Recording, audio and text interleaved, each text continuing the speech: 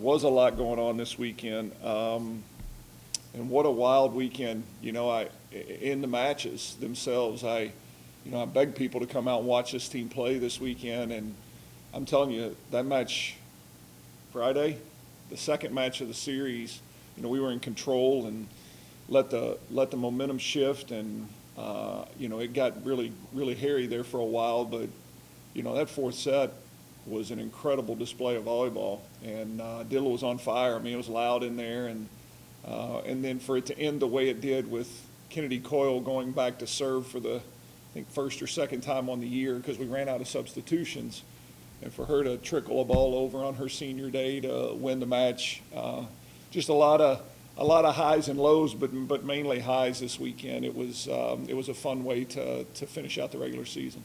Another year, another undefeated year.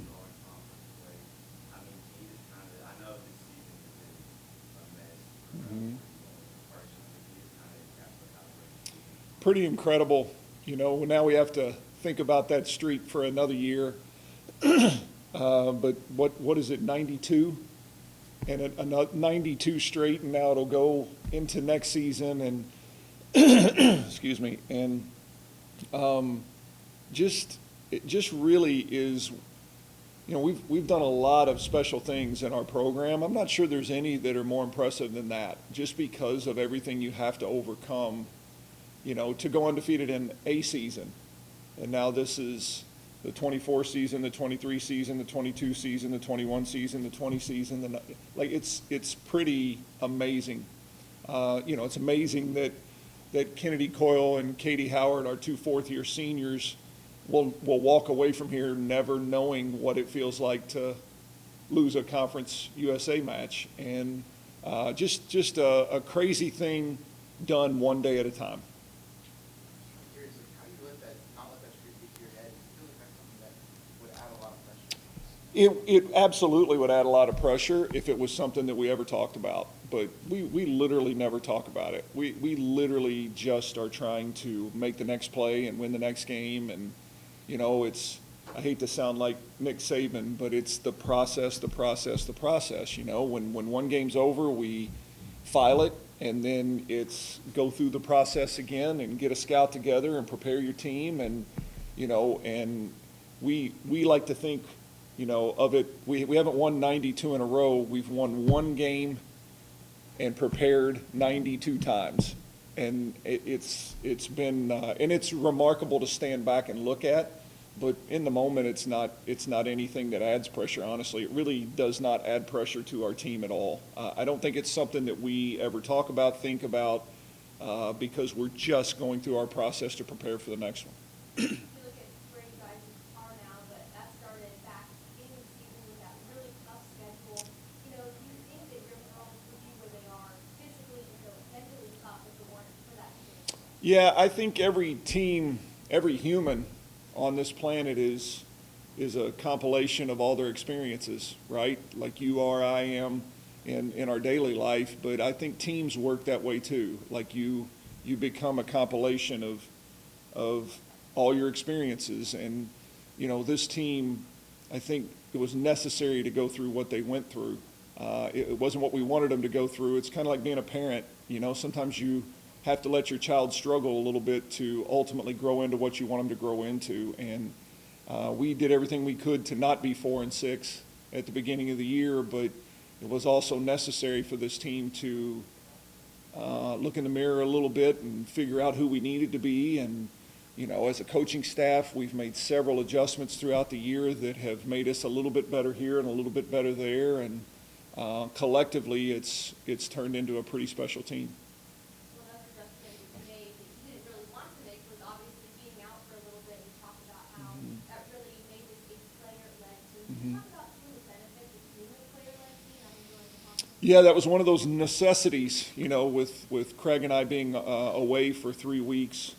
We had to become player-led, and it was something, interestingly enough, it was something that I had talked about with our team for 2 or 3 weeks leading up to my injury, because that was one of the things that was missing. I thought they were leaning on me too much to set the tone every day, and so that was something that yeah, you know, I'd like to think there was another way to get there without me having to go through what I went through, but it was definitely something that made us better and stronger and tougher. And, you know, you've seen a couple matches here late in the year where we've been down big and we've made these huge comebacks. We did it against New Mexico State. We did it in the third set against Liberty and came up just short. But, you know, those things happen when you quit looking over your shoulder to the sideline and you just focus on playing and lean into each other. And we've done that, and those same challenges are coming this week at the conference tournament and leading into postseason play. They always do.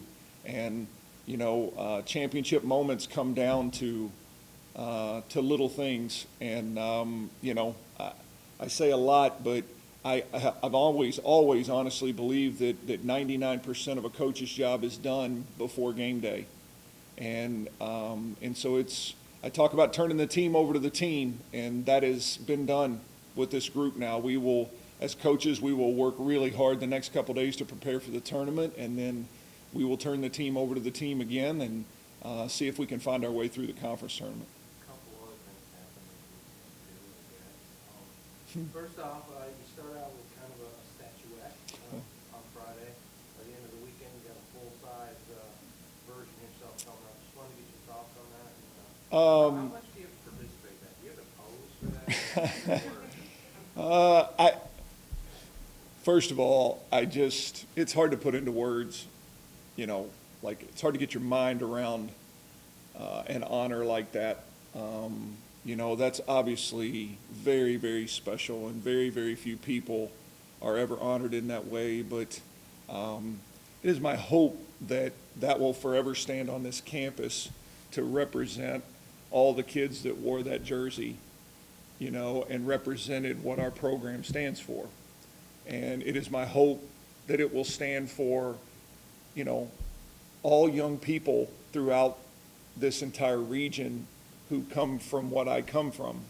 You know, I was a first generation college student. I was the first person in my family to ever get a college degree.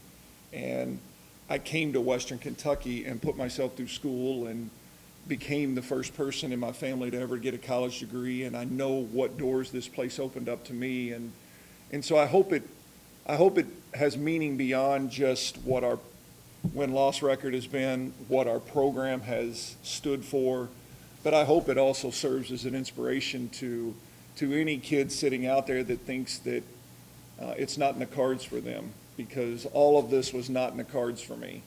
And but it's possible. It's possible, you know, if you're driven and you have work ethic, and it's possible if you come to a place like Western Kentucky where you have people around you every day that care about you and that support you and create a community that allows impossible feeling things to be very possible. And so I hope that it will stand for all those things, you know, when the time comes. And to answer your second question, I'm as curious as you are. I've had one conversation with Russ Faxon, who will be, you know, leading the charge on this, and it was interesting. I spent a few hours with him. We walked around campus. He wanted to know my story. So we looked at different pictures, and so I don't know where it's going. I don't know what it's going to look like. I don't know any of that kind of stuff. I'll leave that to him. As I told him when he was here, if he doesn't tell me how to coach volleyball, I'll try not to tell him how to do his job. And so we'll leave it to him. I know he's done some amazing work, and so I definitely look forward to working with him. When did you find out specifically that like you were an honor, and you know what did it mean to you, you know, knowing if you're a volleyball coach, and you were alive on the campus when you look around campus across the country, you're a volleyball coach, thought of like that was you, you know, you're one of the most important, you know, figures here. Well, I'll answer that part first. Again, I hope it stands to prove to people that you can't necessarily go through life listening to what other people tell you in terms of what you can be and how you should fit and where you should go. And you know, it is an unthinkable thing, right? That there's a volleyball coach that's going to be immortalized in that way. But I like to think that, all of the great hilltoppers that I've always admired here at Western Kentucky, the Jimmy Fikes and the Jim Richards and the Lee Robertsons and the John Oldhams and the list goes on and on.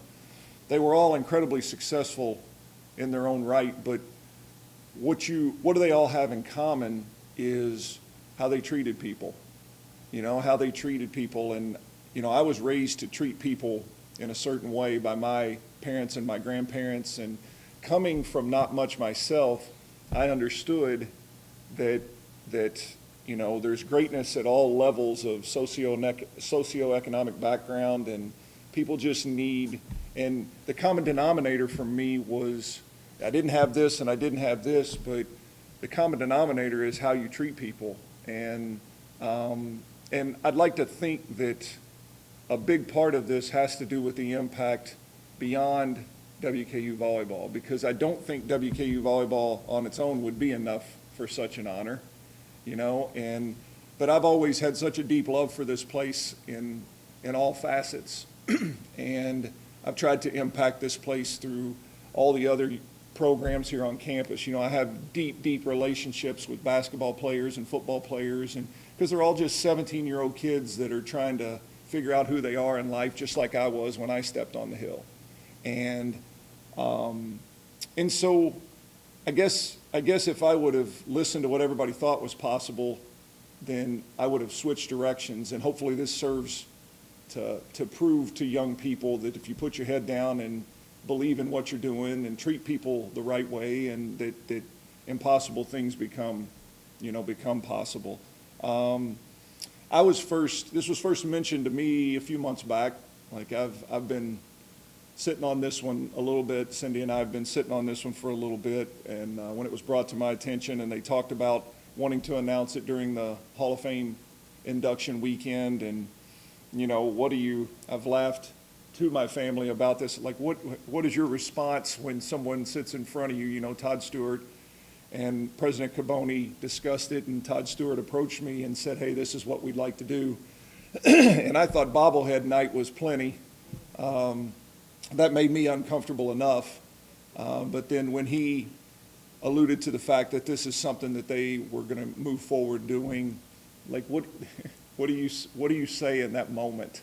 It's such an overwhelming thought to even think about, but it's deeply meaningful. It's deeply meaningful because, again, I hope that just students at Western Kentucky, when they walk by it and somebody asks about it, will hear the story of a kid that came from a place that didn't even have volleyball and walked on this campus as a person who had never had a college degree come out of their family, and I hope the whole story is part of the picture, and then I hope I'd be lying if I said that it wasn't meaningful to know that my kids someday will be able to walk by and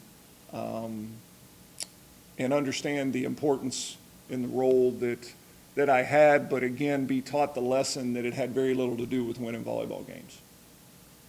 Looking at the conference tournament now, one seed, that's the one seed game, Taiwan's at the 8 seed, is the team that gave you the most struggle this year, obviously, with all that middle of that time that schedule. But looking at your way out here, where do you see FIU? Yeah, we're the one seed going in. We've earned the right to be, clearly, but again, but we're not the favorite. UTEP hosting on their home court, that's a big time momentum shift in their direction. And we were able to go down there and get a couple in the regular season, but they were far from easy. And but I think anyone outside of this that looks at it, UTEP's ranked higher than us in the RPI. They've had a heck of a season and are an NCAA tournament-worthy team in their own right. And so, having to go down there and do this on their home court is going to be a heck of a challenge. And, starting with our first-round opponent, like you alluded to, this FIU team, we got out barely alive. We won in 5 twice. And so they're a team that's going to know that they can go down there and compete with us. But but it is what it is, you know. I mean, we've found a way every match, and you know, as we talked about before, we'll start our cycle over and we'll prepare for FIU. And you know, I love being the first game of the day every day. There's nothing worse than sitting around all day waiting, and let's get up and play and see where we are and see if we can advance through this. But certainly, I think a lot of people feel like we're on a collision course with UTEP in the finals, and again, on paper, I think that's probably accurate. We've been fairly dominant in the league, but again, I mean, Liberty put us to the test out here. FIU took us to the brink. There's a lot of really good, I've said this a lot, there's a lot of really good coaches in this league and capable teams, and so I don't think you'll see the whole tournament go by seed, you know, throughout. And we just hope that we can, but we, you know, again, we won't think in those terms. We won't think about winning the tournament. We'll think about beating FIU, and then we'll go through our process and see what we can do in the semis. And you know, just take it day by day. If you start thinking too big, it gets overwhelming. And but if in the event we end up playing UTEP in the finals, I mean, it's going to be bananas down there. That place will be packed, and we'll have a real uphill battle. But that's why we've put together the schedule we put together leading up to now, is to hopefully prepare us for that moment if we get there. If you guys were to serve in this first round match, considering the schedule that you guys put together and that route, you still feel pretty confident that you guys are going to go beyond? Yeah, it's hard to say. We're going to be right there on that word you hate to say, the bubble. But we're going to be a bubble team. You know, we didn't, you know, knock out any of those big-time opponents in the non-conference schedule, but, you know, we have 2 or 3 top 50 wins, which is usually a really qualifying mark for us, and our RPI continues to climb week to week. And, you know, I feel like, to be honest, we would probably need to at least get to the finals to feel really good. But actually, I shouldn't say that. To feel really good, we need to go win that thing, because you don't want to put it in the hands of anybody other than yourselves. But you know, again, I think you look at the streak that we've been on. I think you look at the teams. When we were 4 and 6, you look at those 6 teams. Those are all high-level volleyball teams, and so there's no bad loss in there anywhere. And we proved ourselves competitive against them. But you know, hopefully we won't leave it in the hands of the committee. But if we do, I certainly think we've put a worthy resume out in front of them.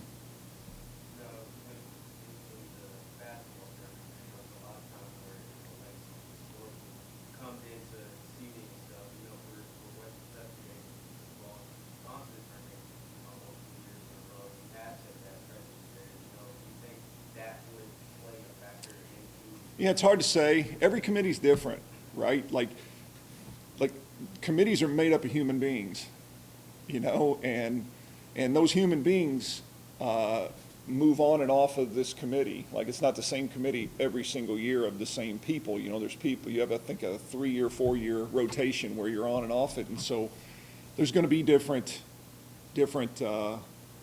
people in that room feeling different ways. But I think that, again, I certainly think we have a national brand now. I think not only have we proven that we're a perennial team, but we've had success in the NCAA tournament when we get there. You know, we don't just get there and bow out. And so, you know, I would hope so, but only time will tell. You know, again, your best bet is to not put yourself in that conversation. There's been many years that we've had an at-large resume put together, and we've gone and won the tournament, so we didn't have to talk about that anymore. And for now, that will be our chore this week, is to go down there and try to find a way to win 3. What's the coaching duty situation at this point? That's a good question. We had to talk that through. Craig and I will definitely be making the trip to UTEP, although that sounds really tiring to me to even think about making the trip down there in our state. But we've all kind of settled back into our roles, with the exception of, you know, you can only designate one coach to be up that can talk to officials and things of that nature. And I still think it's, even though I'm kind of settled back into the head coaching role, I'm leaving that in Jenna's hands, where she can still get up and communicate, just because of the flow of it. And you may notice, this may be more than you've noticed, but usually Christy sits beside me on the bench, and Jenna and Kyle are down the bench a little bit, and we move Jenna up right beside me so she and I can be in closer communication in terms of challenging calls and approaching the down official and things of that nature. But we've all, this weekend was good. It was good to be back on the sideline this weekend for us to kind of settle back into a norm for our players. So when we go to the tournament, they know what to expect. And then some players, already went down there and, you know, normal state, and they pulled it out there in a hostile environment. So obviously, what they'll say, how great is it to go down there and knowing that you've been there one thing? Yeah, I mean, our players, these are all the sports cliches, right? Our players, on the one hand, our players go down there knowing, we can do this. We've already been here. We did it twice, and like you said, in the craziest of moments. But then on the other side of it, you start talking about the hard to beat a team 3 times. And it's just whatever narrative you need to use, there's one there for you, And but again, our program just doesn't function in that manner. We won't talk about either of those things. We will prepare for FIU, and then we will prepare for whoever's next, and then that's just the way we've always done things, and it just kind of keeps us focused in. But I would think that if we get to the end of the road and UTEP's the one standing, I certainly think that that's something that should give our kids confidence that we can get across the finish line if we play well.